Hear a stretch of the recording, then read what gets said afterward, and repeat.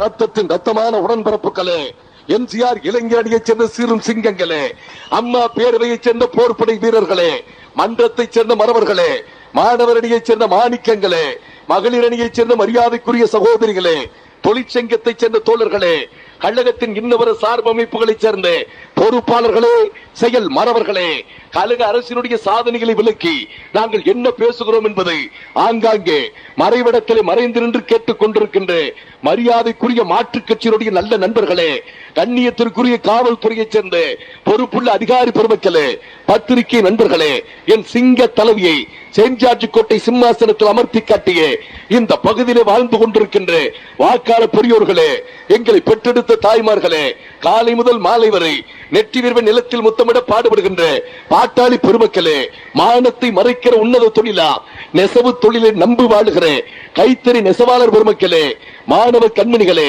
வணிக பெருமக்களே, உங்கள் அத்துணை பேருக்கும் என்னுடைய முதற்க நன்றி கலந்த பணிவான வணக்கத்தை நான் சார்ந்திருக்கின்ற பெரியார் வடக்கு மாவட்டம் எம்ஜிஆர் இளைஞரணியின் சார்பில் முதற்கண் என் நன்றி கலந்த பணிவான வணக்கத்தை இந்த பகுதி வாழ் மக்கள் உங்கள் பாதங்களை தொட்டு முதற்கண் நன்றியோடு தெரிவித்து ஒரு சில வார்த்தைகளை உங்கள் மத்தியிலே பகிர்ந்து கொண்டு விடைபெறலாம் என ஆசைப்படுகின்றேன். அன்பிற்கினிய நண்பர்களே, எனக்கு முன்னாலே பேசிய மாண்புமிகு அமைச்சர் அவர்களும், அவருக்கு முன்னாலே பேசிய மாவட்ட கழகத்தினுடைய செயலாளர் அவர்களும், NSA மணிமாறன் அவர்களும், இன்னும் எண்ணற்ற கழக கண்மணிகள் அத்துணை பேருமே நடக்கிற அரசினுடைய சாதனைகளை, ஓராண்டு சாதனைகளை விளக்கமாக, விரிவாக, தெளிவாக படம் பிடித்து காட்டிவிட்டு அமர்ந்திருக்கிறார்கள். என்னை பொறுத்தளவிற்கு நண்பர்களே, ஒரு கருத்தை முதலிலே சுருக்கமாக சொல்ல விரும்புகிறேன். மாண்புமிகு அம்மா இந்த நாட்டினுடைய முதலமைச்சர் ஆக்கிய மக்கள் இதோ எதிரிலே நீங்கள் அமர்ந்திருக்கிறீர்கள். அம்மா முதலமைச்சராகி ஒரு வருடத்தை நாம் கடந்திருக்கிறோம். அதாவது சட்டம் ஒழுங்கி சீர்குலைத்தனுடைய கொட்டத்தை அடக்கி கோபாலபுரத்தில் உட்கார வைத்து அனைத்து இந்திய அண்ணா திமுக ஆட்சி 2ஆம் ஆண்டிலே அடி எடுத்து வைக்கிறது. அதாவது மக்கள் விரோத அரசை தமிழ் மண்ணை விட்டு விரட்டி ஒரு வருடத்தை இந்த அரசு நிறைவு செய்து விட்டது. ஓட்டு போட்ட மக்களுக்கு தரித்திரத்தை பரிசாக கொடுத்தவனுடைய சரித்திரத்தை முடித்து ஒரு வருடத்தை இந்த அரசு கடந்திருக்கிறது. உங்கள் மத்தியிலே நான் வைக்கிற பணிவான கேள்வி அல்ல, எந்த சூழ்நிலையில அம்மாவை இந்த நாட்டினுடைய முதலமைச்சராக்கினீர்கள், அந்த நாற்காலியை எப்போது நீங்கள் கொடுத்தீர்கள், அதை மட்டும் சிந்தித்து பார்க்க வேண்டுகிறேன். காரணம், 1996 ஆட்சி படுத்தி விட்டு அம்மா இறங்குகிற போது தமிழக அரசினுடைய கஜானாவில் 635 கோடி ரூபாய் வைத்து விட்டு கீழே இறங்குகிறார். ஆனால் 2001 கருணாநிதி கீழே இறங்குகிற போது தமிழக அரசினுடைய கஜானா சுத்தமாக்கப்பட்டது, சுரண்டப்பட்டது, தேய்க்கப்பட்டது, துடைக்கப்பட்டது. அரசு அலுவலர்களுக்கு சம்பளம் கொடுக்க கூட முடியாத நிலையில கருணாநிதி ஆட்சி படுத்தி விட்டு கீழே இறங்குகிறார். அவர் வாங்கி வைத்த கடன் 33,000 கோடி. அமைச்சர் சொன்னாரு, அம்மா கட்டுகிற வட்டி தினசரி பொழுது புலந்து அந்தி சாய்ந்தார் 11 கோடி ரூபாய் நாம் கட்டுகிறோம். நான் ஒரு கருத்தை ஒருபடி மேலே போய் சொல்ல விரும்புகிறேன். கருணாநிதி மட்டும் முதலமைச்சராக ஒரு 6 மாத காலம் நீடித்திருந்தார், சட்டமன்றத்திற்கு தேர்தல் மட்டும் வராமல் இருந்திருந்தால் நிச்சயமாக சொல்லுகிறேன், தமிழ்நாட்டிலே ஜனாதிபதி ஆட்சி அமல்படுத்தப்பட்டிருக்கும். காரணம், ஒரு மாநிலத்தில் சட்ட ஒழுங்கு கெட்டு போனால் டெல்லி சர்க்கார் அந்த மாநிலத்தை கலைக்கலாம். தேச விரோத நடவடிக்கையிலே ஒரு மாநில சர்க்கார் ஈடுபட்டால் டெல்லி அந்த அரசை கலைக்கலாம். அதே போலத்தான் நிதி நிர்வாகத்திலே ஒரு ஸ்டேட் கவர்மெண்ட் ஸ்தம்பிக்கிற சூழ்நிலை வந்தால் சென்ட்ரல் அந்த ஸ்டேட்டை கலைக்கலாம். கருணாநிதி மட்டும் நீடித்திருந்தால் நிச்சயம் சொல்லுகிறேன், ஸ்டேட் கவர்மெண்ட் நிதி நிலைமை ஸ்தம்பித்து போயிருக்கும். டெல்லி சர்க்கார் தமிழ்நாட்டில் கை வைத்திருப்பார். நல்ல வேலை, அம்மா முதலமைச்சர், இந்த நாடு தப்பித்துக் கொண்டது. நான் கேட்கிற கேள்வி எல்லாம், அம்மாவினுடைய ஆட்சியிலே தமிழக அரசு கஜானா அட்சய பாத்திரம். கருணாநிதி ஆட்சியிலே தமிழக அரசு கஜானா பரதேசி கையில இருக்கிற திருவோட்டை போல கிழட்டு புயல் ஆக்கிவிட்டு ஓடி போனார். இந்த கஜானா காலியானதற்கு எவன் காரணம்? கருணாநிதி தானே. நானா காரணம்? உனக்கு ஒப்பனா காரணம்? நீதான் காரணம். நான் தமிழ்நாட்டுக்கு நல்ல திட்டங்களை தானே தந்தேன். என்ன திட்டங்களை தந்தாய்? அண்ணா மறுமலர்ச்சி திட்டம், அது ஒரு வீணான திட்டம். சமத்துவபுரம், அது சமாதிபுரம். உழவர் சந்தை, இந்த கிழவன் தொடங்கி வைத்து ஏமாற்று சந்தை. கால்நடை பாதுகாப்பு திட்டம், அது ஒரு உதவாக்கரை திட்டம். தூர் வாருகிறோம். எவ்வளவு வாருகிறாய்? 50%. மீதி 50 நாங்கள் வருகிறோம். கொள்ளையடித்த இந்த திட்டங்களுக்கு நண்பர்களே, Dinathanthi, Dinamalar, Maalai Murasu, Maalai Malar, Hindu, Indian Express, Illustrated Weekly, ஒரு ஆங்கில பத்திரிகை விட்டு வைக்கவில்லை. கோடிக்கணக்கான ரூபாய்க்கு விளம்பர செலவுகள். யார் விட்டு பணம்? யார் அப்பன் விட்டு பணம்? மக்கள் உங்கள் வரி பணம் கருணாநிதியால் சூறையாடப்பட்டது. ஆக வெற்றி விளம்பர திட்டத்திற்கான விளம்பர பணம் தன்னுடைய பங்குக்கு கஜானாவை தேய்த்து பார்த்து விட்டு போனது. அது மட்டும் இல்லை, ஒரு ஸ்டேட் கவர்மெண்ட் ஆட்சியில் இருந்தார். ஒரு வருடத்திற்கு மக்களுக்கு எவ்வளவு அரிசி வேண்டும் அதை மட்டும் தேக்கி வைக்க வேண்டும். ஆனால் கருணாநிதி தேவையில்லாமல் பல கோடி ரூபாயை கொட்டி கொடுத்து அடுத்து வருகிற 5 வருடத்திற்கு அரிசிகளை தேக்கி வைத்தார். விளைவு, அந்த அரிசி புழுத்து போனது. புழுத்த அரிசியை சட்டமன்றத்தில் உணவுத்துறை அமைச்சர் தனபாலை விட்டு அம்மா காட்டு சொன்னார். ஆக புழுத்த அரிசி தன்னுடைய பங்குக்கு கஜானாவை தேய்த்து பார்த்து விட்டு போனது. அது மட்டும் இல்லை, அருமை நண்பர்களே, ஆதாரமற்ற குற்றச்சாட்டுக்கு அடுக்கடுக்கான பொய் வழக்குகள். இந்த அம்மையாருக்கு தண்டனை நிச்சயம். தனி நீதிமன்றத்தை அமைத்திருக்கிறோம். தொடிக்கப்பட்ட பொய் வழக்குகளுக்கு கஜானாவில் எடுக்கப்பட்ட பணம் 57 கோடி ரூபாய். நான் பாலூர் சத்திர மக்களை பார்த்து கேட்கிறேன், அம்மா குற்றவாளி கருணாநிதியால் நிரூபிக்க முடிந்ததா? நிரூபிக்கப்பட முடியாத குற்றச்சாட்டுகளை தொடுப்பதற்கு கருணாநிதி கஜானாவிலே கை வைத்து எடுத்த பணம் 57 கோடி ரூபாய். அந்த பணம் தன்னுடைய பங்குக்கு கஜானாவை தேய்த்து பார்த்து விட்டு போனது. அது மட்டும் இல்லை, கட்டி சொட்டுக்கு தொட்டுக்கொள்ள ஊறுகாய் இல்லாமல் திருட்டு ரயில் ஏறி திருவாரூர்ல இருந்து சென்னைக்கு போன கருணாநிதி இன்றைக்கு பல கோடி ரூபாய்க்கு சொந்தக்கார். எப்படி வந்தது? Sun TV, Surya TV, Udaya TV, Gemini TV, Sun தேஜ், சன் உசே, நியூஸ் சேனல், இன்றைக்கு கே டிவி. சன் டிவில மட்டும் ஒரு நாள் வருமானம் 65 லட்சம் ரூபாய். இது சொன்னது யார்? சன் டிவியுடைய நிர்வாக இயக்குனர் கலாநிதி மாறன். யார் இந்த கலாநிதி மாறன்? கருணாநிதிக்கு பேரன். கேட்டால் எனக்கும் சன் டிவிக்கும் சம்பந்தமே இல்லை. கொஞ்சம் விட்டால் எனக்கும் என் பொண்டாட்டிக்கும் தொடர்பே இல்லை சொல்லுவார். இவன் கை வைக்காமல் அந்த கஜானா தீண்டப்பட்டதா? இவனுக்கு மட்டுமே சொத்து. இவருடைய மகன் முன்னாள் மேயர் மு க ஸ்டாலின் இன்றைக்கு வேளச்சேரியிலே 10 கோடி ரூபாய்க்கு மாளிகை எழுப்புகிறார். எப்படி வந்தது? அப்பனை கேட்டோம். முறையாக வந்தது. எப்படி முறையாக? வருமானத்திற்கு உட்பட்டு வந்தது. உன் மகன் மேயருக்கு எவ்வளவு சம்பளம்? மாதம் 10,000. அவன் கட்டி வீடு எவ்வளவு? 10 கோடி. நியாயம் தானே? 10 கோடி என்று நீங்கள் தான் சொல்கிறீர்கள். அந்த வீடு வெறும் 10 லட்சம் தான். யார் சொல்லுவது? லஞ்ச ஒழிப்புத்துறை போலீஸ். எந்த லஞ்ச ஒழிப்புத்துறை போலீஸ்? தமிழ்நாடு லஞ்ச ஒழிப்புத்துறை போலீஸ். அந்த போலீஸுக்கு அன்றைக்கு தலைவன் யார்? நான் தான். பிறகு அவன் எப்படி நொட்டுவார்? நான் கேட்கிறேன், பாலங்களிலே சிமெண்டிலே கொள்ளையடிக்காமல் இந்த கஜானா தீண்டப்பட்டதா? சுரண்டப்பட்டதா? தேய்க்கப்பட்டதா? துடைக்கப்பட்டதா? ஆக இவன் அடித்த கொள்ளையிலே நிலை குலைந்து போன நிதி நிலைமைகளை சீர் செய்வதற்கு அம்மா சட்டப்பேரவையில ஒரு பட்ஜெட்டை தாக்கல் செய்கிறார். அடுத்த நாளே கருணாநிதி சொன்னார், இந்த அம்மையார் தாக்கல் செய்த பட்ஜெட்டிலே உப்பும் இல்லை சப்பும் இல்லை. கிழட்டு பயலே, கஜானாவிலேயே காசு இல்லை. உப்பையும் சப்பையும் கருணாநிதி எதிர்பார்க்கிறார். சட்டமன்றத்தில் அம்மா ஒரு சிங்கத்தை போல எழுந்து நின்று சொன்னார், கருணாநிதி ஆட்சி விட்டு இறங்குகிற போது மின்சாரத்துறையில 5000 கோடி ரூபாய் நஷ்டம், பால்வளத்துறையில 110 கோடி ரூபாய் நஷ்டம், போக்குவரத்து துறையில 1500 கோடி நஷ்டம். பஸ் கிடைத்த டீசலுக்கு பணம் கொடுக்கவில்லை, வாங்கி மாட்டிய டயருக்கு பணம் கொடுக்கவில்லை. ஆகவே நஷ்டத்தில் ஓடுகிற ஒரு சில வழித்தடங்களை நாங்கள் தனியாருக்கு கொடுக்க போகிறோம், பணம் வரும், கஜானாவுக்கு திருப்புவோம் என்று சொன்னார். என்ன தப்பு? பஸ்களை தனியார் மயமாக்குவதை நாங்கள் வன்மையாக கண்டிக்கிறோம். நான் கருணாநிதி கேட்கிறேன், பஸ்களை தனியார் மயமாக்குவதை கண்டிக்கிறேன் என்று சொல்லுகிறேன். கருணாநிதி கேட்கிறேன், உன் ஆட்சியிலே போக்குவரத்து துறையிலே ஒரு சாதனை செய்தாய், நினைவிருக்கிறதா? மினி பஸ் விட்டோம். எத்தனை விட்டாய்? 5000 பேருந்துகளை இயக்கினோம். யாருக்கு கொடுத்தாய்? தனியாருக்கு விட்டோம். நீ நொட்டலாம், அதிமுக நொட்டக்கூடாதா? இது எந்த ஒரு நியாயம்? அடுத்த அம்மா சட்டமன்றத்தில் இன்னொரு கருத்து சொன்னார், மதுபான கடைகளிலே பார் நடத்துவதற்கு நாங்கள் அனுமதி கொடுப்போம் என்று சொன்னார். என்ன தப்பு? இதையும் நாங்கள் வன்மையாக எதிர்க்கிறோம். ஏன் எதிர்க்கிறாய்? பார் நடந்தால் சட்டம் உங்களுக்கு கெட்டுவிடுமே.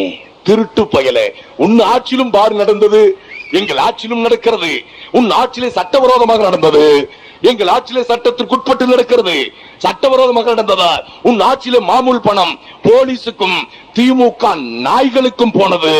எங்கள் ஆட்சியிலே சட்டத்திற்கு உட்பட்டு நடப்பதால் மாமூல் பணம் போலீசுக்கும் மேடையிலே உட்கார்ந்திருக்கிற அண்ணா திமுக காரர்களுக்கும் வருவதில்லை, தமிழக அரசு கஜானாவுக்கு திரும்புகிறது. இதுல என்ன தப்பு? இதையும் குறை சொன்னார். அம்மா அடுத்த சட்டமன்றத்தில் இன்னொரு கருத்து சொன்னார், தமிழ்நாட்டிலே 50 லட்சம் ஏக்கர் தரிசு நிலங்கள் வீணாக போகிறது. அதை தனியாருக்கு குத்தகைக்கு விடுவோம், பணம் வரும். திருட்டு புயல் கருணாநிதியால் சுரண்டப்பட்ட கஜானாவுக்கு விடுவோம் என்று சொன்னார். என்ன தப்பு? இதையும் நாங்கள் எதிர்க்கிறோம். ஏன் எதிர்க்கிறாய்? இது பணக்காரனுக்கு மட்டும் நன்மையான திட்டம். நான் கேட்கிறேன், சேவல் குபுகிற காலி பொழுதிலே காட்டுக்கு போகிறானே அவன் ஏழை இல்லையா? நாட்டு நடுகிறானே அவன் ஏழை இல்லையா? களை வந்தால் களைகிறானே அவன் ஏழை இல்லையா? பயிர் முட்டியுடனே அறுக்கிறானே அவன் ஏழை இல்லையா? அறுத்ததை கழனி மேட்டுக்கு கொண்டு வந்து அடிக்கிறானே அவன் ஏழை இல்லையா? பணக்காரனுக்கு மட்டும் நன்மை. இவங்க ஆத்தா எந்த நேரத்துல பெற்றாலும் இதையும் குறை சொன்னார். நான் இங்கிருக்கிற திராவிட முன்னேற்ற கழக நண்பர்களை பணிவோடு கேட்கிறேன், மக்கள் உங்கள் சிந்தனைக்காக ஒரு சில கருத்துக்களை வைக்கிறேன். எங்கள் ஆட்சி செய்ய தவறிய சாதனை என்ன? அம்மா செய்ய தவறியது என்ன? அதை நீங்கள் சொல்லுங்கள். நாங்கள் விமர்சனம் செய்வதற்கு தயாராக இருக்கிறோம். இதோ இந்த பகுதியில் இருக்கிற மக்களுக்காக ஒரு சில சிந்தனைக்கு சில கருத்துக்கள். கல்லுக்குள் இருக்கும் தேரைக்கும் உணவு கொடுக்கிறான் பிரம்மன். மண்ணுக்குள் கல்வதற்கு விவசாயிகளின் துயரை துடைப்பதற்கு அவர்கள் கூட்டுறவு வங்கியில் வாங்கிய கடனுக்கான வட்டி 311 கோடி ரூபாய் ரத்து செய்த சர்க்கார் அனைத்து இந்திய அண்ணா திராவிட முன்னேற்ற கழகம். ஆதி திராவிட மாணவிகள் கால்கடிக்க பள்ளிக்கூடங்களுக்கு நடக்கக்கூடாது என்பதற்காக பிளஸ் டூ படிக்கிறவரை 1.5 லட்சம் பிள்ளைகளுக்கு இலவசமாக சைக்கிள் கொடுத்த ஆட்சி அனைத்து இந்திய அண்ணா திராவிட முன்னேற்ற கழக ஆட்சி. ஆசிரியர் பெருமக்கள் கணவனோரிடத்தில் மனைவியோரிடத்தில் பணிபுரிகிறார். இந்த அவல நிலை நீங்க வேண்டும் என்பதற்காக புரோக்கரேஜ் இல்லாமல் கவுன்சிலிங் முறையில டிரான்ஸ்பர் ஆர்டர் போட்ட ஒரே ஆட்சி அனைத்து இந்திய அண்ணா திராவிட முன்னேற்ற கழக ஆட்சி. நீலகிரியிலே தேயிலை தொழிலாளி நியாய விலை கிடைக்காமல் தவிக்கிறார். அம்மா துடிக்கிறார். அவன் கண்ணீரை துடைப்பதற்காக ரேஷன் கடையிலே ஊட்டி டீ இன்றைக்கு 300 டன் தேயிலை விற்பனை செய்கிற ஆட்சி அனைத்து இந்திய அண்ணா திராவிட முன்னேற்ற கழக ஆட்சி. கைத்தறி தொழிலாளிகளுடைய நிலை நீங்க வேண்டும் என்பதற்காக, அவர்களுடைய வறுமை ஒழிக்கப்பட வேண்டும் என்பதற்காக, அவர்கள் கண்ணீரை துடைக்க வேண்டும் என்பதற்காக மாதந்தோறும் 20 கிலோ இலவச அரிசி வழங்க வேண்டும் என்ற உத்தரவை போட்ட தலைவி எங்கள் இனமான சிங்க தலைவி புரட்சி தலைவி அம்மா. அவர்கள் நெய்து வைத்த துணி தேங்கி கிடக்கிறது, அது விற்பனை செய்ய வேண்டும் என்பதற்காக ஒரு வேட்டி சேலை 70 ரூபாய் புரட்சிகரமான உத்தரவை பிறப்பித்த தலைவி இளைய தெய்வம் டாக்டர் புரட்சி தலைவி அம்மா. ஆதி திராவிடர்களுக்கு தொகுப்பு விடுகை. அத்தோடு மட்டுமில்லை நண்பர்களே, சென்னையிலே 500 கோடி ரூபாய் செலவிலே தகவல் தொழில்நுட்ப வளாகம், தமிழ்நாட்டிலே 4 இடங்களிலே தொழில்பேட்டை மையங்கள் கண்ட ஆட்சி அனைத்து இந்திய அண்ணா திமுக. ஆதி திராவிடர்கள் மட்டுமல்லாமல் அடிமை விலங்கி உடை தெரிய வேண்டும் என்பதற்காக வெள்ளை ஏகாதிபத்தியத்தை எதிர்த்து போட்டியிட்டார்களே, போராடினார்களே சுதந்திர போராட்ட தியாகிகள். வறுமையால் வாடுகிற நிலை கண்டார். அளிக்கிற 1 லட்சம் ரூபாய் அள்ளி கொடுக்கிற மருத்துவப்படி தினசரி 15 ரூபாய் தந்த வள்ளலின் வாரிசு இளைய தெய்வம் டாக்டர் புரட்சி தலைவி அம்மா. மாணவர்கள் மேல் படிப்பு படிக்க துடிக்கிறார். வறுமை தடுக்கிறது.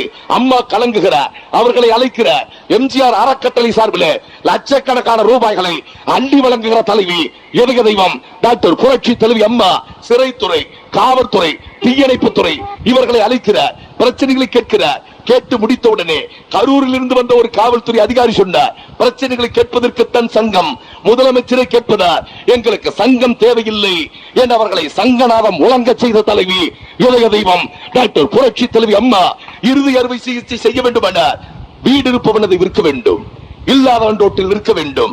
அந்த நிலை நீங்கி இன்றைக்கு 385 பகுதிகளிலே வருடந்தோறும் இதயம் காப்போம் திட்டத்தை தந்த தலைவி இதய தெய்வம் டாக்டர் புரட்சி தலைவி அம்மா. சென்னையிலே திருவேற்காட்டிலே 19 சீர்வரிசையோடு 1008 ஜோடிகளுக்கு இலவச திருமணம் நடத்தி காட்டி ஆட்சி அனைத்து இந்திய அண்ணா திராவிட முன்னேற்ற கழக ஆட்சி. பசித்த வயிறுக்கு சோறு போட வேண்டும் என்று நினைத்த தலைவன் துப்பாக்கி குண்டுக்கு கூட தன் தொண்டையிலே கொஞ்சம் விடம் கொடுத்தானே. இல்லை என்று சொல்லி வந்தவர்களுக்கு இல்லை என்று உரைக்காமல் அள்ளி அள்ளி கொடுத்த கடையேழு வள்ளலுக்கு அடுத்த 8வது வள்ளல் புன்னகை மன்னன் பூவலிக்கண்ணன் புரட்சி தலைவன் பாரத ரத்னா எங்கள் தங்கம் இதய தெய்வம் டாக்டர் எம்ஜிஆர் அவர்கள் அந்த வழியிலே வந்த காரணத்தினார் ஆலயங்களுக்கு வருகிற பக்தகோடி பெருமக்கள் பசியால் துடிக்க கூடாது என்பதற்காக 63 ஆலயங்களிலே அன்னதான திட்டம். சுதந்திர தினத்தன்று மீண்டும் ஒரு 63, அதையும் விடுத்து தற்போது மீண்டும் ஒரு 18, 144 ஆலயங்களிலே அன்னதான திட்டம். இந்த திட்டத்தை தொடங்கி வைப்பதற்கு சென்னை மயிலாப்பூர் கபாலீஸ்வரர் ஆலயத்திற்கு அம்மா வருகிறார். அம்மா வந்தவுடனே பாரதிய ஜனதா கட்சியினுடைய தலைவன் கணேசன் வருகிறார், கிருபாநிதி வருகிறார், வெங்கையா நாயுடு வருகிறார், இந்த நாட்டினுடைய home minister, deputy prime minister Lalkrishna Advani அம்மாவுக்கு வாழ்த்து தெரிவித்து கடிதம் அனுப்புகிறார். நாட்டினுடைய பிரதமர் அடல் பிகாரி வாஜ்பாய் அம்மாவுக்கு பாராட்டு தெரிவிக்கிறார். அடுத்த நாளே கருணாநிதி சொன்னார், இனிமேல் பிஜேபியோடு டெல்லியில் மட்டும் உறவு, தமிழ்நாட்டில் வெறும் நட்பு மட்டும்தான். ஒரு பத்திரிகையாளன் கேட்டான், டெல்லியில மட்டும் ஏன் உறவு? முரசொலி மாறன் இருக்கிறாரே, உங்க ஆத்தாவள விவரமா பெற்றிருக்காடா, இவ்வளவு விவரமாக இருக்கிறார் பத்திரிகளா? அன்னதான திட்டம் சாதாரண திட்டமா? கேரளாவிலே திருவாங்கூர் சமஸ்தானத்தின் இயங்கக்கூடிய திருக்கோவில்கள் 78, அதில் தலைமை திருக்கோவில் சபரிமலை ஐயப்பன் கோவில்.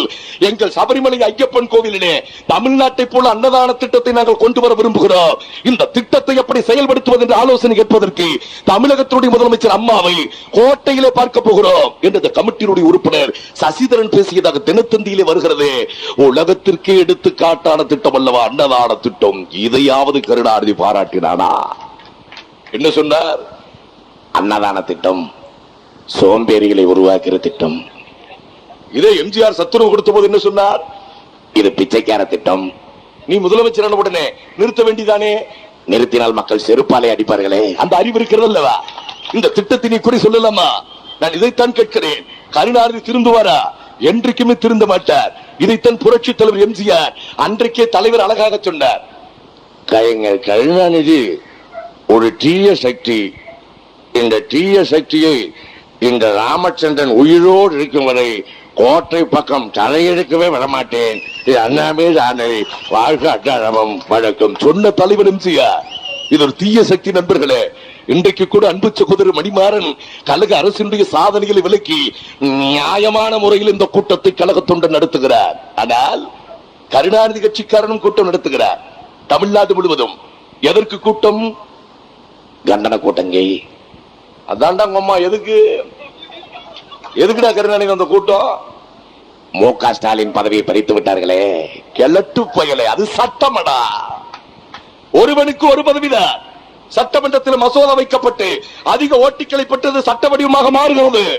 மாறியவுடனே அச்சரப்பாக்கம் தொகுதியில் வெற்றி பெற்றாரே எங்கள் அதிமுக எம்எல்ஏ பூவராக மூர்த்தி, சட்டம் சொன்ன காரணத்தினாலே மாவட்ட கவுன்சிலர் பதவியை தூக்கி எறிகிறார். தேனி மாவட்ட எங்கள் அதிமுக முன்னாள் செயலாளர் எஸ்பிஎம் சையதுகார் நாடாளுமன்ற ராஜ்யசபா உறுப்பினராக அம்மா அவரை நியமித்தவுடனே சட்டம் சொன்ன காரணத்தினாலே உத்தமபாளையம் பேரூராட்சி தலைவர் பதவியை தூக்கி எறிகிறார். இது கட்சி, இது சட்டம், இது சட்டத்தை மதிக்கிற கட்சி. கொள்கை கோட்பாடு அத்தனையும் இந்த கட்சிக்கு உண்டு. நான் கருணாநிதி கேட்கிறேன், உன் மகன் ஸ்டாலினுக்கு எத்தனை பதவி? சென்னை மாநகர மேயர். அது மட்டும் தானா? 1000 விளக்கு தொகுதியினுடைய சட்டமன்ற உறுப்பினர். ஏ மாமா, ஒருவனுக்கு ஒண்ணுதான். உன்னை ராஜினாமா பண்ண சொல்லு. அவனாக விலக மாட்டான், அவர்களாக புடுங்கட்டும். எவ்வளவு திமிரு இருந்தால், எவ்வளவு ஆணவம் இருந்தால், அகங்காரம் இருந்தால், ஒரு முதலமைச்சராக 4 முறை இருந்திருக்கிறேன் என்று இருமாப்பு பேசுகிறவன் சட்டமன்றத்தில் இயற்றப்பட்ட சட்டத்தை கொச்சைப்படுத்தலாமா? இவர் இப்படி பேசியதற்கு பின்னாலே சட்டம் தன் கடமையை செய்தது. மாநகராட்சி மேயர் பதவி மு.க. ஸ்டாலினுக்கு போனது. யார் காரணம்? சட்டம் தானே காரணம். இந்த அம்மா தான் காரணம். கிழட்டு போயிலே சட்டம் தான்டா காரணம். இல்லை இல்லை, இந்த அம்மா தான் காரணம். இப்ப என்னன்றா வெண்ணங்கிற திருச்சி போய் கருணாநிதி பேசுகிற. இந்த அரசாங்கத்தை எதிர்த்து சிறை நிரப்புகிற போராட்டத்தை நடத்துவோம். கண்ணம்மாப்பேட்டை மின்சார சுடுகாட்டை நிரப்புகிற போராட்டத்தை நடத்துவோம். கண்ணம்மாப்பேட்டை மின்சார சுடுகாட்டை நிரப்புகிற வயதில சிறையை நிரப்புகிறாயா? நான் கருணாநிதி கேட்கிறேன், இந்த கட்சியினுடைய வரலாறு உனக்கு தெரியாதா? தெரியாதவனாடு எங்கள் கொடி பறக்கிறது என்று சொன்னார். வத்தல கொண்டு ஆறுமுகத்தினுடைய தோலை கொடியாக்கி பூலாவரி சுகுமாரின் நரம்பை கயிறாக்கி பறப்பது அனைத்து இந்திய அண்ணா திமுக கொடி. சாதாரண தலைவி இல்ல. Am not a butterfly, I still do woman. நான் வண்ணத்து பூச்சி இல்லடா, இரும்பு மனுஷி. காவிரி நீர் பிரச்சனை அம்மா என்ன சொன்னாங்க? நதிநீர் ஆணையம் செத்து விட்டது, அதனால் பலன் இல்லை. காவிரியில தண்ணீர் இல்லை, ஆகவே தண்ணீர் வரவில்லை என்றால் பயிர்கள் சாகிறது. ஆகவே செத்து போன நதிநீர் ஆணையத்தை புறக்கணிப்போம், சுப்ரீம் கோர்ட்டுக்கு போவோம். என்ன தப்பு? உடனே கிளம்ப ஆரம்பிச்சிட்டாங்க மாமே. நதிநீர் ஆணையத்தை புறக்கணிக்கலாமா? என்ன? ஆமா, அந்த ஆணையத்தினுடைய தலைவரை வாஜ்பாய் தானே? ஆமா. அவரை நியமித்ததை சுப்ரீம் கோர்ட்டு தானே? ஆமா. வாஜ்பாயை புறக்கணித்தால் தண்ணீர் வருமா? சரி, கருணாநிதி கேட்கிறேன், வாஜ்பாயை புறக்கணிச்சா தண்ணி வராது, வாஜ்பாயை அரவணைத்தால் தண்ணீர் வருமா? ஆற்றல் படைத்த பிரதமர் அல்லவா வாஜ்பாய்? அதான் எஸ்.எஸ். அடிக்கடி சொல்லுவார் மாமே, புதன்கிழமை பார்லிமெண்ட்னா நம்ம தாத்தன் வாஜ்பாய் திங்கக்கிழமையே கிளம்பிடுவார். இப்படி இப்படின்னு போறதுக்குள்ள புதன்கிழமை ஆயிரும். ஆற்றல் மிக்க பிரைம் மினிஸ்டர் அடல் பிகாரி வாஜ்பாய் இல்லையா? அவரை போய் புறக்கணிக்கலாமா? வாஜ்பாய் என்ன பெருசா சாதனை பண்ணிருக்காரு. நான் ஒரே நாள் தான் டிவியில பார்த்தேங்க, தூர்தர்ஷன் டிவியில ஒரிசாவுல பேசுறாரு வாஜ்பாய். எப்படி பேசுறாரு தெரியுமா? அமனா பகரான்மா பம்போட்கர் துணியா கோ अपने சக்தி दिखाया வாயா. என்னடா போகரான்ல குண்டு வச்சானா? இந்த வாஜ்பாயை புறக்கணிக்கலாமா? இந்த ரெண்டு கிழட்டு பயில செத்தாத்தான் தண்ணி வரும். அம்மா சொன்னதுல என்ன தப்பு? சுப்ரீம் கோர்ட்டுக்கு போகிறேன் என்று சொன்ன உடனே தமிழ்நாட்டில் இருக்கிற எல்லா தலைவரும் எதிர்த்தா. கருணாநிதியே சொன்ன தேவையில்லாமல் இந்த அம்மையார் தும்பை விட்டு விட்டு வாழை பிடிக்கிறார். அம்மா சொன்ன செஞ்சதுனால தானே தண்ணி வந்துச்சு. இவர்கள் முகத்திலே கரியை பூச வேண்டும் என்பதற்குத்தான் இடையிலே அந்த நதிநீர் ஆணையம் கூட்டப்பட்ட உடனே சுப்ரீம் கோர்ட்ல கேஸ் போட்டு அம்மா போனாங்க. பாத்தீங்களா டெல்லிக்கு என்ன ஆச்சு? டிவி பாத்தீங்களா? நதிநீர் ஆணையத்தை கூட்டிட்டான் 2 நாள்ல. வாஜ்பாய் இப்படி நிக்கிறார். இந்த கர்நாடக முதலமைச்சர் கிருஷ்ணா இப்படி நிக்கிறான். அம்மா இப்படி ஆப்போசிட்ல இப்படி நிக்கிறாங்க. வாஜ்பாய் தண்ணி உட சொன்ன லட்சணம் எப்படி இருந்துச்சு பாத்தீங்களா? எப்படி உடைச்சுடாரு தெரியுமா? கர்நாடக முதலமைச்சர் பார்த்து அவ்வளவுதான். ஒண்ணு இவன் அம்மா பாத்தன் போட கொம்மாட்டாய் வாக் அவுட் பண்ணிட்டு வந்து வெளிநடப்பு செய்து விட்டு வந்து விட்ட. ஏற்கனவே சொன்னார் அம்மா, அதற்கு உயிர் இல்லை. நதிநீர் ஆணையத்திற்கு உயிர் இருப்பது உண்மையான அந்த ஆணையத்தினுடைய தலைவர் வாஜ்பாய் என்ன சொல்ல வேண்டும்? கர்நாடக முதலமைச்சர் கிருஷ்ணா நடுவர் நீதிமன்றம் சொன்ன உத்தரவின்படி 205 டிஎம்சி தண்ணீர் தமிழ்நாட்டுக்கு திறந்து விடு சொன்னார். அந்த ஆணையத்துக்கு உயிர் இருப்பதாக அர்த்தம். ஆனால் என்ன சொன்னார் வாஜ்பாய்? கிருஷ்ணா போனால் போகட்டும், தமிழ்நாட்டுக்கு 3 டிஎம்சி தண்ணீர் விடு. அவன் சொன்னார், எனக்கு உத்தரவிடுகிற அதிகாரம் உனக்கு இல்லை, யோசனை தான் சொன்னாய், நான் தரமாட்டேன். இந்த ஆணையம் செத்து போன ஆணையத்தை கட்டிக்கொண்டு அழ முடியுமா? அதுக்கு பின்னாலே நல்ல தீர்ப்பு 1.25 டிஎம்சி தண்ணி வந்துச்சு. உடனே வாஜ்பாய் ஆணையத்தை கூட்டி 0.8 இந்த கிழமை சுப்ரீம் கோர்ட்டை விட நீங்க பெரிய நொட்டியா தண்ணி வந்துச்சு. அப்போ நான் சொல்றேங்க, காவிரியிலே தண்ணீர் வராததற்கு காரணமே கருணாநிதி தான். நானா? நீதான்டா. 5 முறை முதலமைச்சராக இருந்திருக்கிறேன். அதனாலதான் சொல்றேன், தண்ணி வராதுக்கு நீதான் காரணம். பொது வாழ்வுக்கு பொன்விழா கொண்டாடியவன் நான். அதனாலதான் சொல்றேன், தண்ணி வராதுக்கு நீதான் காரணம். எனக்கு வயது 78. அதனாலதான் சொல்றேன், நீ செய்த துரோகம், நீ கண்டதை நினைச்சு சிரிக்காதே, நீ செய்த துரோகம் காரணம் 1974 சுப்ரீம் கோர்ட்டில் போட்ட வழக்கை வாபஸ் பெற்றது தமிழ்நாட்டுக்கு நீ செய்த முதல் துரோகம். 2வது ஒப்பந்தத்தை மீறி கர்நாடக அரசாங்கம் கபினி, கேமாவதி, கிருஷ்ணராஜசாகர் ஆக 3 இடங்களில் அணைக்கட்டுகளை கட்டிய போது சீஃப் மினிஸ்டர் ஆஃப் தமிழ்நாடு, தமிழகத்துடைய முதலமைச்சர் நீங்கள் இருந்தீர்கள். அதை தடுக்க தவறியது காவிரி பிரச்சனையிலே நீங்கள் செய்த 2வது துரோகம். 3வது நடுவர் மன்றம் சொன்ன தீர்ப்பின்படி கர்நாடக சர்க்கார் தன்னுடைய பாசன பகுதியை 5 லட்சம் ஏக்கருக்கு மேல் விரிவுபடுத்தக் கூடாது. ஆனால் கர்நாடக அரசாங்கத்தினுடைய நீர்ப்பாசனத்துறை அமைச்சர் நாகே கவுடா என்பவன் சொன்னார், நடுவர் நீதிமன்றம் சுப்ரீம் கோர்ட்டா நாங்கள் அதை மீற கூடாதா என்று சொல்லி 5 லட்சம் ஏக்கரை 19 லட்சம் ஏக்கராக விரிவுபடுத்திய போது தமிழகத்தினுடைய முதலமைச்சர் கருணாநிதி நீங்க அதை தடுக்க தவறியது நீங்கள் செய்த 3வது துரோகம். ஆகவே காவிரியில தண்ணீர் வராததற்கு காரணமே நீங்க தான். நானா? ஆமாண்டாங்கம்மா, நீ தான். என்னன்ற 10 மந்திரி எதுக்கு இருக்கிறான்? மணிமார் அழகா கேட்டாரு, மணி அடிக்கிறதுக்கா?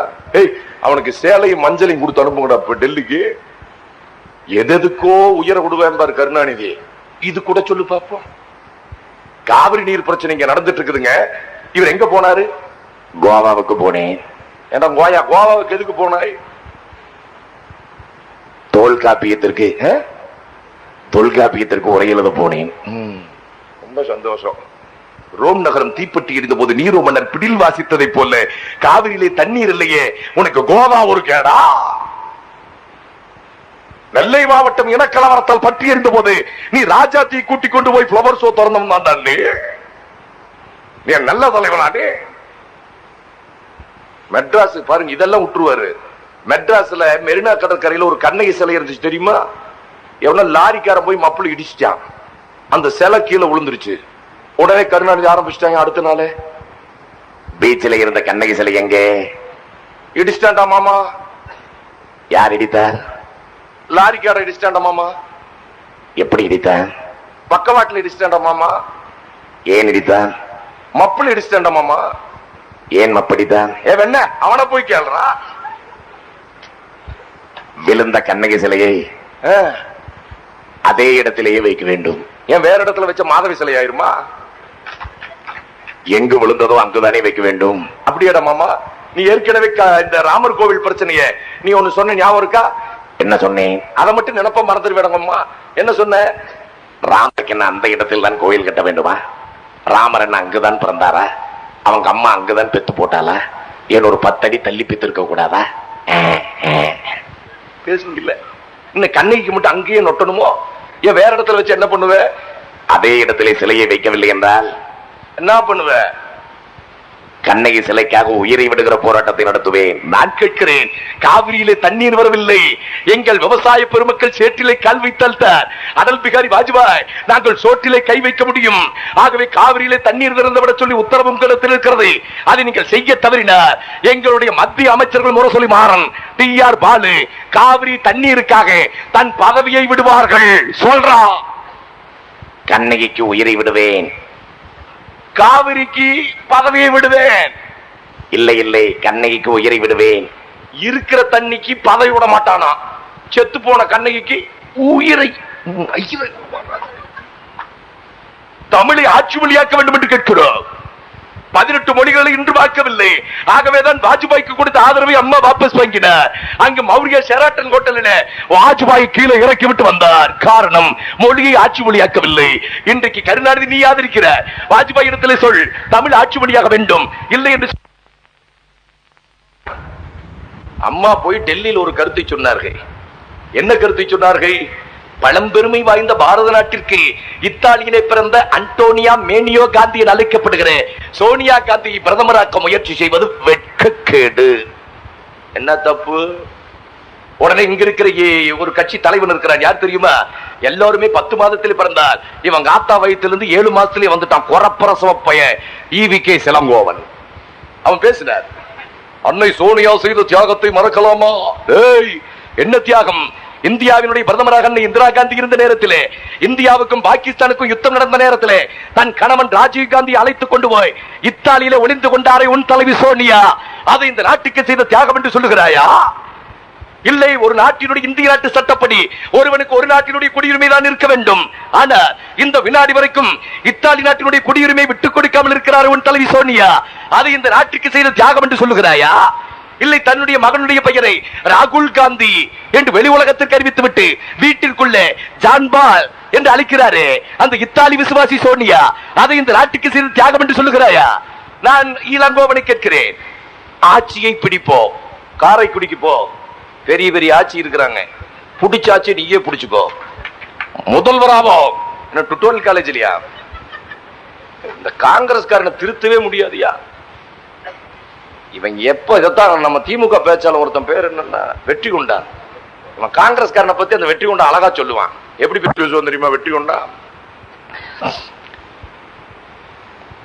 அந்த காங்கிரஸ்கார பையன் எப்போ உடம்புக்கு தந்த சட்டை தைச்சு போடுறானோ அன்னைக்கு தான் ஏன் உருப்படியாவான். 4 மீட்டர்ல சட்டை தைச்சு போடுறாங்க. அந்த சட்டைக்குள்ள ஒருத்தன் இறங்கி உட்கார்ந்து தினத்தந்தி பேப்பர் விரிச்சு வச்சு படிக்கலாம்.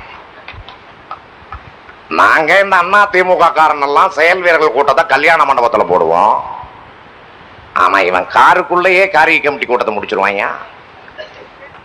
ஏறும்போது வேட்டி சட்டையோட ஏறுவான், இறங்கும் போது அண்டர்வாரோட இறங்குவாங்க. என்னடா நடந்துச்சு இடையிலன்னா காரிய கமிட்டி கூட்டம் முடிஞ்சிருச்சு இல்லையா? இந்த கலர் சட்டைகளும் தைக்க முடியாது, இந்த காங்கிரஸ் நாய்களை திருத்த முடியாதையா, அருமையா சொல்லுவேன்.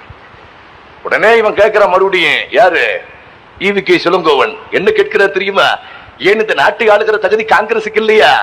இது கேட்டவுடன் எனக்கு ஒரு கதை நினைவுக்கு வருகிறது நண்பர்களே. ஒரு ஊரிலே அண்ணன் தம்பி 2 பேர் இருந்தார். அண்ணன் படித்தவன், பண்பாளன், ஊர் மரியாதை பெற்றவன், நாட்டாண்மை. தம்பி படிக்காதவன் திண்ணையிலே படுத்திருப்பான், ஊர் சுற்றி சோம்பேறி, இளங்கோவனை போன்று சோம்பேறி. அண்ணனுக்கு மட்டும் மரியாதை நமக்கில்லையே என்று தம்பிக்கு வருத்தம். ஒரு நாள் அண்ணனை பார்த்து சொன்னான், அண்ணா நானும் உன்னை போல நாட்டாமையாக வேண்டும். அண்ணன் சொன்னான், என்னோடு ஒரு மாதம் பயிற்சிக்கு வா என்று அழைக்கிறார். இந்த நேரத்திலே அந்த ஊரிலே ராமசாமியினுடைய அம்மா செத்து விடுகிறார். எளவு விசாரிப்பதற்கு நாட்டாண்மை அண்ணன் கிளம்புகிறார். அண்ணா நானும் வருகிறேன் என்று இந்த முட்டாள் இளங்கோவன் என்ற தம்பியும் கூடயே போகிறார். அண்ணா நானும் வருகிறேன் என்று இந்த முட்டாள் இளங்கோவன் என்ற தம்பியும் கூடயே போகிறார். அங்கே இருக்கிற ராமசாமி அம்மா செத்து அழுது கொண்டிருக்கிறார். பக்கத்தில் உட்கார்ந்து கொண்ட நாட்டாமை சொன்னார், அழுகாதே ராமசாமி, செத்து போனவள் உனக்கு மட்டுமா அம்மா? எனக்கும் அம்மா. ஏன் இந்த ஊருக்கே அம்மாவாகத்தானே இருந்தால், நாங்கள் இருக்கிறோம் பார்த்துக் கொள்கிறோம் என்று சொன்னார். தம்பி பார்த்து கொண்டே இருந்தான். ஓ, நாட்டாண்மை வேலை அவ்வளவுதான் போல் இருக்கிறது. முடிவு செய்து கொண்டா வீட்டுக்கு திரும்பி விடுகிறார். இது முடிந்து ஒரு மாதத்தில் அந்த ஊரிலே வேலுச்சாமியினுடைய பொண்டாட்டி செத்து விடுகிறார். வழக்கம் போல் அண்ணன் இளவுக்கு விசாரிக்க கிளம்புகிறான். அண்ணா இதற்கு நான் போய் வருகிறேன் என்று தம்பி சொல்லுகிறான். பாசம் கண்ணை வரைக்கிறது. சரி தம்பி, இன்றைக்கு நாட்டாண்மையாக நீயே போ என்கிறான். போகிறான். இந்த முட்டாள் தம்பி, இந்த ஊர் சுட்டி தம்பி, இந்த திண்ணை தூங்கி தம்பி, இந்த ஈவி கேசரி இளங்கோவன் என்ற தம்பி நாட்டாமையாக இளவு விசாரிக்க போகிறான். அங்கு பொண்டாட்டியை தின்னவன் எப்படி அழுவான் என்று உங்களுக்கே தெரியும். வேலுச்சாமி கத்தி கதறி கொண்டிருக்கிறான். போன தம்பி போய் பக்கத்தில் உட்கார்ந்து கொண்டு சொன்னான், அழுகாத வேலுச்சாமி, செத்து போனவள் உனக்கு மட்டுமா பொண்டாட்டி? எனக்கும் பொண்டாட்டி. ஏன் இந்த ஊருக்கே பொண்டாட்டியாக இருந்தாலே நான் இருக்கிறேன் பார்த்துக் கொள்கிறேன் என்று சொன்னார். அங்கு அடித்த செருப்படி வீட்டுக்கு வந்துதான் திரும்பி பார்த்தார். ஆக 25 ஆண்டுகளுக்கு முன்னால் சவக்குழிக்கு போன காங்கிரஸ்காரன் அம்மாவினுடைய கொடும்பாவையை எரித்து மீண்டும் ஆட்சி பிடிப்பேன் என்று சொன்ன அண்ணா திமுக காரனால் செருப்பால் அடிக்கப்படுவார். ஏன் எங்களுக்கு ஆசை இருக்கக்கூடாதா? இளங்கோவன் கேட்கிறார். பல்லில்லாதவன் கடலை உருண்டை கடிக்க ஆசைப்படலாமா? காலில்லாதவன் நாட்டியமான ஆசைப்படலாமா? கண்ணே தெரியாதவன் தாஜ்மஹாலை பார்த்தே தீருவேன் என்று அடம்பிடிக்கலாமா? கைகால் பச்சைவாதம் வந்து செயலிழந்து போனவன் நடிகை ஐஸ்வர்யா ராயை தொட்டு பார்க்க ஆசைப்படலாமா? சமாதிக்கு போன காங்கிரஸ்காரன் ஆட்சி பிடிக்க ஆசைப்படலாமா? என்னென்னமா ஆரம்பிக்கிறோம் பாத்தியா ஒவ்வொரு பயிலும். இதுக்கு நடுவில் இவன் தொல்லை பெரிய தொல்லை. யாரு? கருணாநிதி. முதல்ல என்ன சொன்னா, அனைத்து கட்சி கூட்டத்தை இந்த அம்மையார் கூட்ட வேணாமா? அம்மா சொன்னாங்க, உங்க அம்மா வாடா கூட்டிட்டுண்டா. என்ன நான் என்ன ஆடு மாடு இல்ல வருவதற்கு? அடிக்கணும். முதல்ல கூட்டத்தை கூட்ட வேண்டாமா? கூட்டத்தை கூட்டினதுக்கு அப்புறம் என்ன கூப்பிட்டால் வர வேண்டுமா? கொழுப்புக்குன்னே அவன் காத்தா பெற்றிருக்காங்களே. மணிமாறன் கேட்டான், தண்ணி பிரச்சனை ஏண்டா வரல? அவன் உலக ஆளையா, அவன் சின்ன ஆளுன்னு நினைச்சிடாதீங்க. கருணாநிதி சாதாரண ஆள் இல்ல. ஒரே ஒரு உதாரணம் மட்டும் சொல்றேன். இப்பதான் ஜெமினி படத்துல ஓ போடுறான். ஓ படே இப்பதான் போடுறான். ஆனா நம்ம மகன் கருணாநிதி ஒரு வருஷத்துக்கு முன்னாலேயே சன் டிவில ஓ போட்டான். பாத்தீங்களா? சன் டிவில ஓ போட்டான் காலையில 6 மணிக்கு.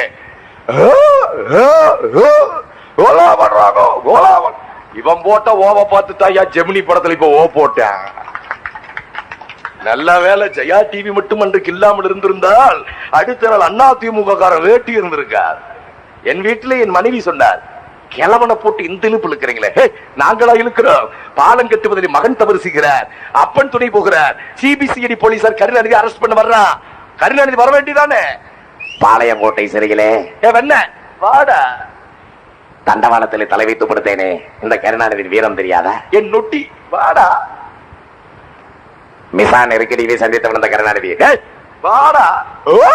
நீ ஊழையிட்டதுனாலதான் பிடிச்சிருத்தேன். நல்ல வேலை சிவாஜி கணேசன் செத்தே போனாரியா. நடிப்பு நிமயம், நடிப்புலக சக்கரவர்த்தி, நடிப்பின் பல்கலைக்கழகம், மகாகவி பாரதியை பார்க்க முடியவில்லை என்று துடிப்பவனுக்கு அந்த முண்டாசு கவிஞனாகவே திரையிலே வந்து மின்னி நடிகனவன். பாபு சிதம்பரம் பிள்ளை எப்படி இருப்பார் என்று கேட்பவர்களுக்கு இதோ இப்படித்தானடா இருப்பார் என்று வெண்திரையிலே வாபூசியாகவே வாழ்ந்து காட்டிய நடிகனவன். வீரபாண்டியை கட்டபொம்மனா உரையிலிருந்து வாழையுருவி வெள்ளை ஏகாதிபத்தியத்தை வெண்திரையிலே வாழ் கொண்டு வீசி காட்டிய நடிகனவன் திடீர்னு செத்து போயிட்டார். எப்படி செத்தார் தெரியுமா? இவன் ஓ போட்டதை அவரும் பார்த்துக்கிட்டு இருந்தார். சிவாஜி பக்கத்துல பிரபு உட்கார்ந்து நிற்கிறான். சிவாஜி போய் இப்படி டிவி ஆன் பண்ணார். உடனே சிவாஜி கேட்டார் பிரபு பார்த்து, தம்பி தம்பி இந்த திருட்டு பயலை எங்கேயோ பார்த்திருக்கதே அப்படின்னார். அப்பா உனக்கு பராசக்திக்கு வசனம் எழுதுறான்லப்பா உங்க அம்மா அவன் தாப்பா இவன். அதானே பார்த்தேன், இவன் நல்லா வசனம் எழுதுவா எனக்கு தெரியும். ஆனா இம்புட்டு நடிப்பு இவ்வளவு நாள் எங்கடா வச்சிருந்தா? நடிப்புல என்ன அடிக்கிறதுக்கு யாரு இல்லைன்னு நினைச்சேன். என்னையும் தூக்கி சாப்பிடுறதுக்கு ஒருத்த வந்துட்டானே.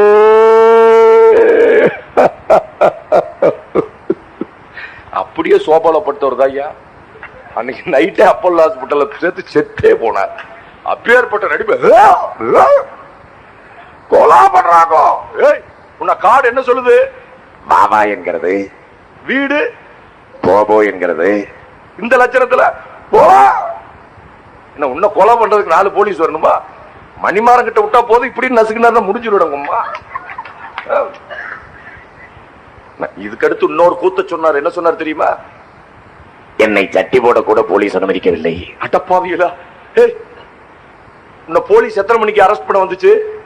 நள்ளிரவு 1 மணிக்கு படுக்கையறை கதவை தட்டியது. அப்ப நீ யார் வீட்டுல இருந்த? ராஜாத்தி வீட்டுல. உன் மனைவி வீட்டுல தானே? தயாளுதான் எனக்கு மனைவி, இவள் எனக்கு துணைவி. என்னவோ உங்களுக்கு விளங்குனா சரி. சரி, எத்தனை மணிக்கு போலீஸ் வந்துச்சு? நள்ளிரவு 1 மணி. யார் வீட்டுல இருந்த? ராஜாத்தி வீட்டுல. உன் வயசு என்ன? 5 முறை முதலமைச்சர். அதெல்லாம் வேண்டாம், வயசை மட்டும் சொல்றா. பொது வாழ்வுக்கு பொன்விழா கூட. சுருக்கு ஷாட்டு. உன் வயசு என்ன? 78. முதல் ஆரம்பத்துல இருந்து வர்றேன். எத்தனை மணிக்கு போலீஸ் அரெஸ்ட் பண்ண வந்துச்சு? நள்ளிரவு 1 மணி. யார் வீட்டில் இருந்தாய்? ராஜாத்தி வீட்டுல. உன் வயசு என்ன? 78. என்ன மாட்ட வேண்டும்? சட்டி மாட்ட வேண்டும். அசிங்கம் இல்லையா? ஏன்னா கட்சி அழிக்கிறதுக்கு என்ன வேணாலும் பேசுவீர்களா? அருமை பெரியவர்களே, அம்மா இவனை எல்லாம் கண்டு பயப்பட மாட்டார். காரணம் என்னவென்று சொன்னால், இந்த நாட்டினுடைய ஜனாதிபதியாக டாக்டர் அப்துல் கலாம் பதவி ஏற்கிறார். சில மாநில முதலமைச்சர்களுக்கு அழைப்பு அனுப்பப்படுகிறது, பல மாநில முதலமைச்சர்களுக்கு அழைப்பு அனுப்பப்படவில்லை. பல மாநில முதலமைச்சர்கள் கண்ணிருந்தும் குருடனாக, காதிருந்தும் செவிடனாக, வாயிருந்தும் ஊமைகளாக இருந்த நேரத்தில் mister home minister Lalkrishna Advani இந்த நாட்டினுடைய ஜனாதிபதியாக பதவி ஏற்பதற்கு டெல்லிக்கு வருகிறாரே, அவர் எங்கள் தமிழ்நாட்டிலிருந்து கிளம்பி வருகிறார்.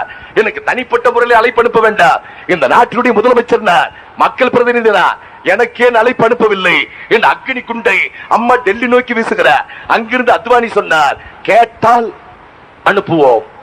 அம்மா சொன்னார், கேட்டால் அனுப்புவோம். எந்த சட்டம் சொல்லுகிறது? உடனே அத்வானி சொன்னார், மன்னிக்க வேண்டும், தெரியாமல் நடந்து விட்டது. அம்மா சொன்னார், நீ திருந்தினால் சரி, உன் மன்னிப்பு எனக்கு தேவையில்லை, உனக்கே அனுப்புகிறேன், வைத்துக்கோய். இது செஞ்சதற்கு பின்னாலே நண்பர்களே, வடநாட்டில் இருக்கிற பத்திரிகையாளர்களுடைய முடிசூடா மன்னனாக திகழ்கிறாரே குல்தீப் நய்யார், அவர் பம்பாயில உட்கார்ந்து கொண்டு எழுதினார், இந்த நாட்டினுடைய மத்திய அரசாங்கம், டெல்லி சர்க்கார் தவறு செய்தால் அது இந்தியாவிலே தட்டி கேட்கக்கூடிய பெண் வடிவத்தில் இருக்கிற ஒரே ஆண்மையுள்ள முதலமைச்சர் தமிழகத்தின் முதலமைச்சர் டாக்டர் புரட்சி தலைவி அம்மா மட்டும்தான். டெல்லியே அம்மா பிரதமர் ஆகணும்னு பார்த்துட்டு இருக்கு. இங்க இவன், நான் ஒரே வார்த்தையில முடிக்கிறேன். அம்மா டெல்லி போயிட்டு தமிழ்நாட்டுக்கு யாரு? தமிழ்நாட்டுல ஒரு தலைவர் சொல்லுங்க பாப்பா, அம்மா விட்டா. ஏன் நான் இல்லையா? எதுக்கு சாகிறது கடை? குரு பயிற்சியும் சரியில்லை, சனி பயிற்சியும் சரியில்லை. இன்னைக்கோ நாளைக்கோ சங்கூக போறான். மீண்டும் கலகம் தான். சரி, வேற எந்த கட்சி இருக்கு? இன்னொரு கட்சி, சட்டம் போடுறது இன்னொரு கட்சி இருக்குப்பா. யார் தெரியுமா? பாட்டாளி மக்கள் கட்சி. அந்த கட்சி இந்த நாட்டால போதா? அவர் திடீர்னு ஒரு குண்டை போட்டார். என்ன போட்டார் தெரியுமா? தமிழ்நாட்டை 2ஆக பிரிக்க வேண்டும். நாசமா போச்சு. இதுக்கு ஒரு கட்சி. திடீர்னு நம்மளை விட்டுட்டு இன்னொரு பக்கம் ஓடினார். யார் தெரியுமா? பாபா. அங்க ஓடினார் கொஞ்ச நேரம். இவர் சும்மா இருக்க வேண்டியதானே? அவனை போட்டு நோண்டி விட்டு இவன் மூஞ்சியே முகரையே, உடனே அவனெல்லாம் கத்தி படப்போட்டியை ஜெயங்கொண்டத்துல தூக்கிட்டு போய் கடைசியில திடீர்னு ஒரு அறிவிப்பு கொடுத்தாரு. யாரு? ராமதாஸ். ஒருத்தன் கேட்கிறான், பேப்பர்காரன், ஐயா டாக்டர் ஐயா, பாபா பிரச்சனை என்னது? இத்தோடு முடிந்து விட்டது, முற்றுப்புள்ளி வைத்து விட்டோம். ஏன்? வர வேண்டியது வந்து விட்டது. நீ பெரிய ஆளையா? சரி, இதோட முடிச்சுட்டு போயிட வேண்டியதானே சொல்லிட்டு டெல்லி போறாரு. யாரு? ராமதாஸ். இந்த நேரம் பார்த்து நாகப்பாவை வீரப்பா கடத்திடுறான். பத்திரிக்கையாரன் கேட்கிறான், டாக்டர் ஐயா, நாகப்பாவை வீரப்பா கடத்தி விட்டாரு, என்ன செய்யலாம்? பேசாமல் ரஜினிகாந்தை அனுப்பலாம். நாசமா பூஜை, நீ நோண்டாம விட மாட்டேன். மறுபடியும் ரஜினிகாந்த் அனுப்பலாம். சரி, இந்த கட்சி ஆள போகுதா? அடுத்து எந்த கட்சி இருக்கு? உண்டியில கண்டுபிடிச்ச அடுத்த வினாடியே தகரத்தை கண்டுபிடிச்ச அடுத்த வினாடி உண்டி கண்டுபிடிச்சானே இந்த கம்யூனிஸ்ட்காரன் இந்த நாட்டை ஆள போறானா? இல்ல காங்கிரஸ்காரன் எலிக்கறி தூக்கி சொன்ன காங்கிரஸ்காரன் ஆள போறானா? யார் இந்த நாட்டுக்கு அம்மாவை விட்டார்? ஆக தமிழ்நாட்டிற்கு மட்டுமல்ல, டெல்லியே இன்றைக்கு அம்மாவினுடைய தலைமை எதிர்பார்க்கிறது. ஆகவே புதிய ஜனாதிபதி அப்துல் கலாம் சொன்னாரு, எல்லை தாண்டி வருகிற பயங்கரவாதத்தை 100 கோடி இந்தியர்களும் ஒன்று சேர்ந்து எதிர்ப்போம் என்று சொன்னாரு.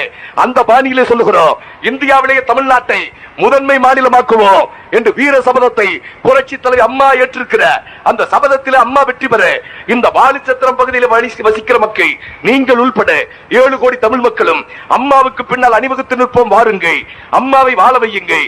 அம்மா வாழ்ந்தால் இந்த நாடு வாழும், நாம் வாழ்வோம் என்ற உண்மையை உணர்ந்து கொள்ளுங்கள் என்று இந்த பகுதியில் வாழ்கிற மக்கள் உங்கள் பாதங்களை தொட்டு வைத்த பணிவோடு கேட்டு இந்த நல்ல நிகழ்ச்சியில பேசுகிற வாய்ப்பினை வழங்கிய மாவட்ட புரட்சி தலைவி பேரவையினுடைய செயலாளர் ஆற்றல் மறவன் என் நெஞ்சம் நிறைந்த அருமை சகோதரன் மணிமாறன் அவர்களுக்கும் அவருக்கு தாயுள்ளத்தோடு இந்த மாவட்டத்தில் அரவணைத்து செல்லுகிற ஆற்றல் மிக்க மாவட்ட கழகத்தினுடைய செயலாளர் முன்னாள் வனத்துறை அமைச்சர் என்னுடைய வணக்கத்திற்கும் இந்த மரியாதைக்கும் உரிய அருமை அண்ணன் எஸ் திருநாவுக்கரசு அவர்களுக்கும் அவர் சொன்னவுடன் நிகழ்ச்சியை எழுச்சியோடு கொட்டுகிற வழியிலும் விடாது நடத்தி காட்டிய ஆற்றல் மிக்க பேரவையினுடைய பொறுப்பாளர்கள், சார்பு அமைப்பினுடைய பொறுப்பாளர்கள், தாய் கழகத்தைச் சேர்ந்த நண்பர்கள் அத்துணை பேருக்கும் என்னுடைய நெஞ்சார்ந்த நன்றியர்களை சொல்லி செவிமடுத்த உங்களுக்கும் கண்ணியத்திற்குரிய காவல்துறைக்கும் பத்திரிகை நண்பர்கள் அத்துணை பேருக்கும் என்னுடைய நெஞ்சார்ந்த நன்றியர்களை சொல்லி வாழ்க தந்தை பெரியாரின் புகழ், வாழ்க பேரறிஞர் அண்ணாவின் புகழ், வாழ்க சந்தனப்பள்ளியில மீளாத்தூள் கொண்டிருக்கிற காவிய தலைவன் எங்கள் இனமான சிங்க தலைவன் பொன்மனச்செம்மல் புரட்சி தலைவர் எம்ஜிஆர் அவர்கள் புகழ், வெல்க புரட்சி தலைவனுடைய பணி, தொடரட்டும் நமது நீதி கேட்கும் இந்த மக்கள் படை என்று சொல்லி விடைபெறுகிறேன். நன்றி, வணக்கம்.